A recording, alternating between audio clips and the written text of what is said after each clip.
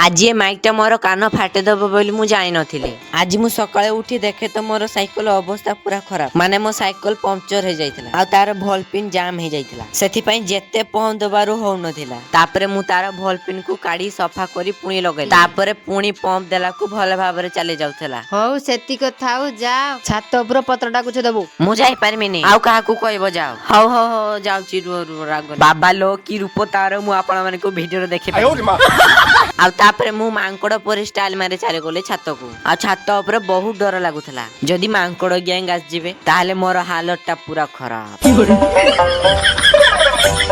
तापरे मो मां गोटे हीरो स्टाइल मते झाड़ू दे देले आ मु मो काम रे लागी गली माने सफा करिबारे। तापरे मु मोर सफा करिकि चली आसिली घर भीतर को आ आसुथिबा बेले स्टाइल टा मोर किछ अलगा माने सेही मांकड़ स्टाइल परी।